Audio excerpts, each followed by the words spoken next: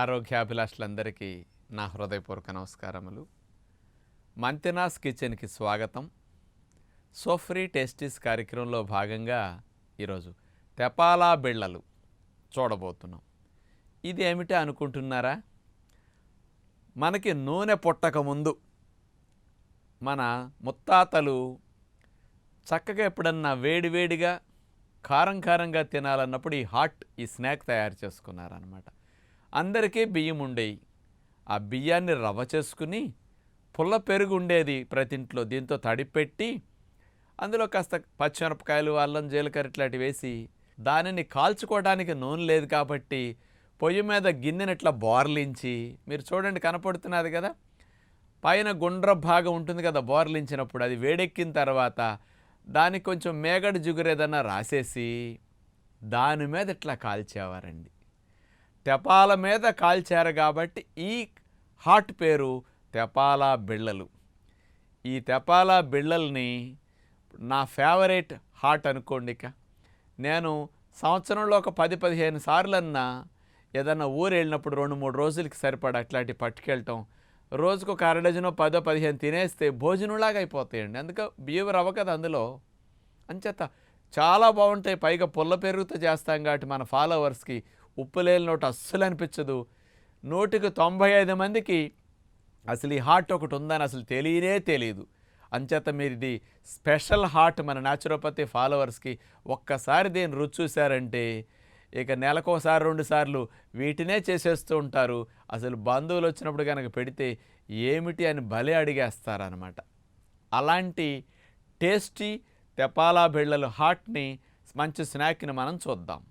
తెపాలా బిళ్ళలు తయారు చేసుకోవడానికి కావలసిన పదార్థాలు: ముడి బియ్యపు రవ్వ 150 గ్రాములు, పుల్లటి పెరుగు 100 గ్రాములు, ఉల్లిపాయ ముక్కలు 50 గ్రాములు, పచ్చిశనగపప్పు సుమారుగా 20 గ్రాములు, పెసరపప్పు 20 గ్రాములు, పచ్చి కొబ్బరి తురుము 20 గ్రాములు, పచ్చిమిర్చి సుమారుగా మనకి ఒక స్పూనుడు వేస్తే సరిపోతాయి అన్నమాట.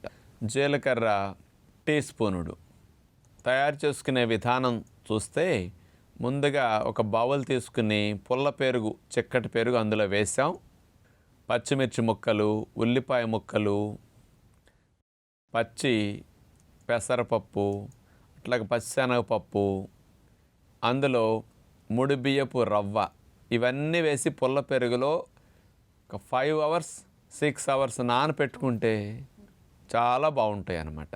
అంటే పుల్ల పెరుగు కూడా నానేసరికి కూడా చాలా బాగా వస్తాయి. ఎవరికన్నా కొంచెం సమయం లేనప్పుడు 4 గంటలు నానినా సరిపోతుంది, కానీ 5-6 అవర్స్ నానితే కూడా చాలా బాగుంటుంది అన్నమాట.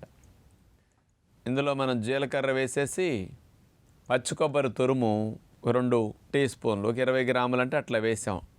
ఇలా కలిపిన పిండిని పూర్వం రోజుల్లో దీన్నే తెపాల మీద వేసి కాల్చేవారు.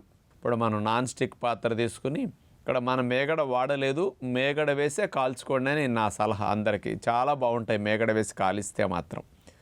పుల్ల పెరుగు ఉండటం వల్ల కాలేసరికి కూడా భలే రంగు వస్తాయి ఇవి. ఇప్పుడు కొద్దిగా మూత పెట్టాలి, ఎందుకంటే ఆ పచ్చిదనం పోవాలి కదా, ఆ స్టీమ్కి పచ్చిదనం పోతుందన్నమాట మనకి. అలా కాలిన తర్వాత మరో పక్క కూడా బాగా కాలటం కోసం మళ్ళీ ఒక 5 మినిట్స్ అట్లా మూత పెట్టి సన్న సెక్క మీద కాలిస్తే చాలా కమ్మగా ఉంటాయి అన్నమాట. అంటే మేగడ వేస్తే ఇంకా స్పెషల్ కలర్ వస్తాయి. లేకుండా కూడా చూడండి 2 రోజుల పాటు నిలవ ఉంటాయి చెడిపోకుండా.